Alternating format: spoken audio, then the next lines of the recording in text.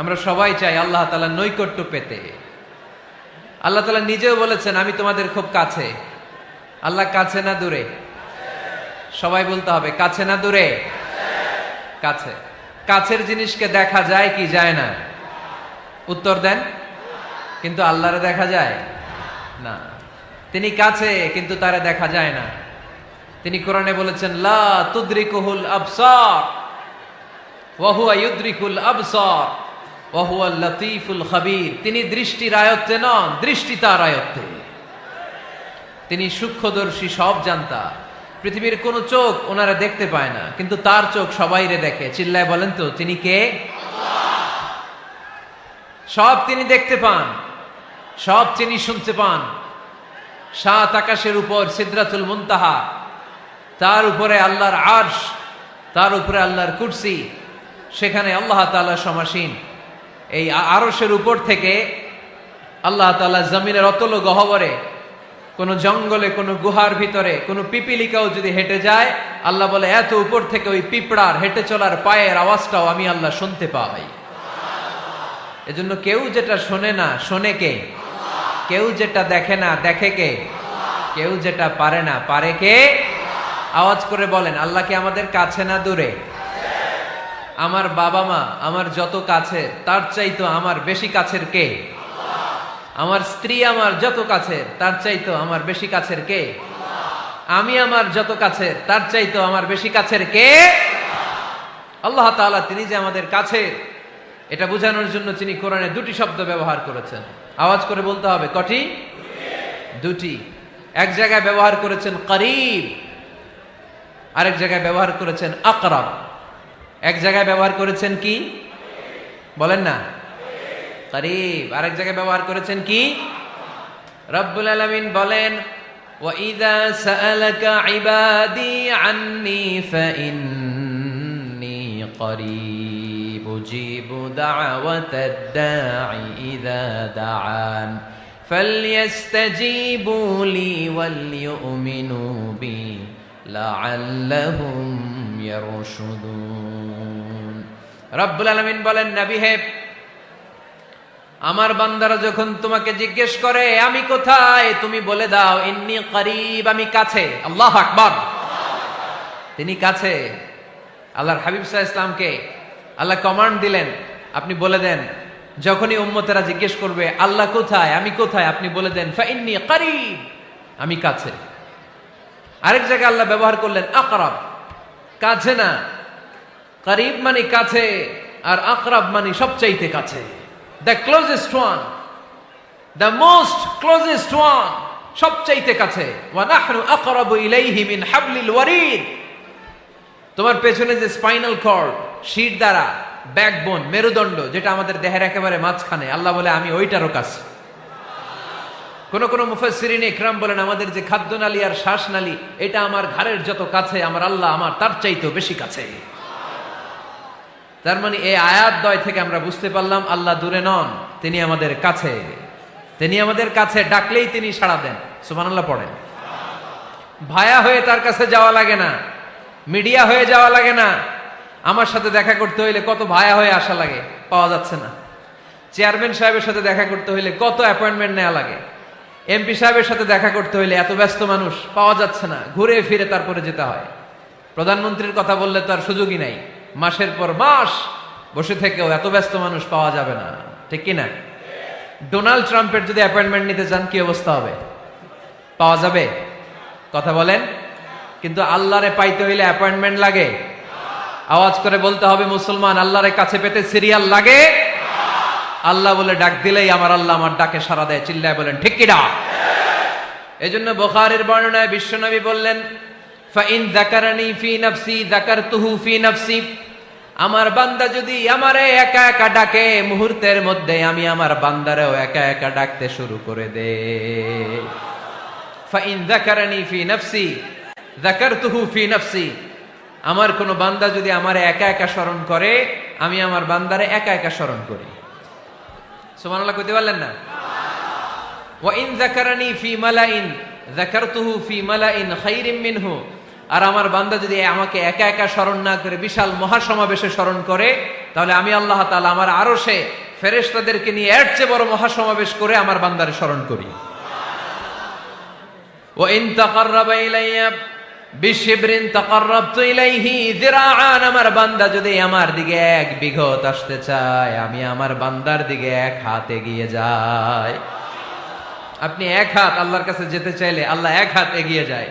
ওয়া ইন তাকাররাবা ইলাইয়া যিরাআন তাকাররাবতু ইলাইহি বাআন, আমার কোন বান্দা যদি আমার দিকে 1 হাত এগিয়ে আসে, আমি আমার বান্দার দিকে 2 হাত এগিয়ে যাই। ওয়া ইন আতানি ইয়ামশি আতাইতুহু হারওয়ালা, আমার বান্দা যদি আমার দিকে হেঁটে হেঁটে আসতে চায়, আমি আমার বান্দার কাছে যাওয়ার জন্য দৌড়ে দৌড়ে ছুটে যাই। এজন্য আওয়াজ করে বলতে হবে, আল্লাহ কাছে না দূরে? আরো জোরে, কাছে না দূরে? দ্য মোস্ট ক্লোজেস্ট ওয়ান, সবচাইতে কাছে। চাইলেই আমরা আল্লাহর কাছে যেতে পারি। তাই আজকের এই চমৎকার দুপুরে আমরা জেনে যাওয়ার চেষ্টা করব কিভাবে আমরা আল্লাহর কাছের হতে পারি, কি করে আল্লাহর নৈকট্য পেতে পারি, কি করে আল্লাহ তাআলার মুকাররাবিন বান্দাদের অন্তর্ভুক্ত হতে পারি। আল্লাহ আমাদের সবাইকে, এখানে উপস্থিত সবাইকে তোমার নৈকট্য প্রাপ্ত বান্দাদের অন্তর্ভুক্ত করে নাও। তোমার কাছের বান্দাদের তালিকায় আমাদের নামগুলো সেখানে তুমি তুলে নাও। আমরা যেন এমন কাজ করতে পারি যেই কাজ তোমার কাছের বান্দায় আমাদেরকে রূপান্তরিত করে। আমরা আওয়াজ করে পড়বো আমিন। তাহলে আমরা আল্লাহকে কাছে পেতে চাই, আল্লাহর নৈকট্য পেতে চাই। আমরা আজকে জেনে যেতে চাই কি কাজ করলে আল্লাহর নৈকট্য পাওয়া যায়, কি কাজ করলে আল্লাহর কাছে যাওয়া যায়। 2টা সোর্স থেকে জানবো। কয়টা সোর্স? এক হচ্ছে কোরআন, আরেক হচ্ছে সুন্নাহ। আওয়াজ করে জবাব দেন, এক হচ্ছে, আরেক হচ্ছে। তো আসেন কোরআনকে আমরা জিজ্ঞেস করি, কোরআন তুমি আমাদেরকে বলো কি করে আমরা আল্লাহর কাছে যেতে পারি, কি করে আমরা আল্লাহর কাছের বান্দা হতে পারি, কি করে আমরা আল্লাহ তাআলার নৈকট্য পেতে পারি। এবার কোরআন আমাদেরকে প্রেসক্রিপশন দিচ্ছে, শোনো, তোমরা যদি আল্লাহর নৈকট্য প্রাপ্ত বান্দা হতে চাও তাহলে সেজদায় লুটিয়ে পড়ো।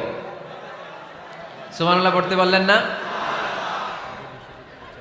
ওয়াসজুদ ওয়াক্তারিব,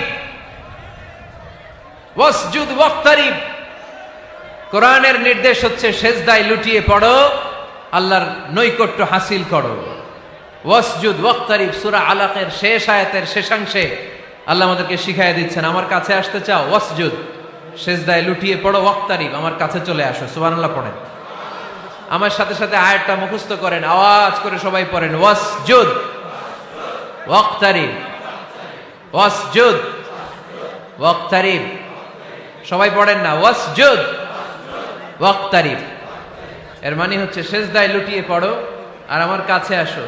prostrate and be closer to me, সেজদায় লুটিয়ে পড়ো আর আমার কাছে চলে আসো। সহিহ বুখারীর বর্ণনায় আল্লাহর হাবিব সাল্লাল্লাহু আলাইহি ওয়াসাল্লাম বললেন, আকরাবু মা ইয়াকুনুল আবদু মির রাব্বিহি ওয়া হুয়া সাজিদুন ফাআকসিরু ফীহি দুআ।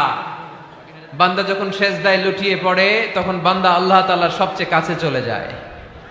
ফাআকসিরু ফীহি দুআ, তাই তোমরা বেশি বেশি দোয়া করো। এজন্য সেজদায় পড়ে কি করবেন? কথা বলেন, আরো জোরে বলেন, সেজদায় কি করবেন? সেজদায়ে নত হও, অশ্রু ছাড়ো, প্রভুর শরণে হৃদয় গাড়ো। সেজদায়ে নত হও,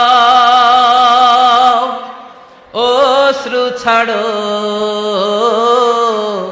প্রভুর শরণে হৃদয় গাড়ো।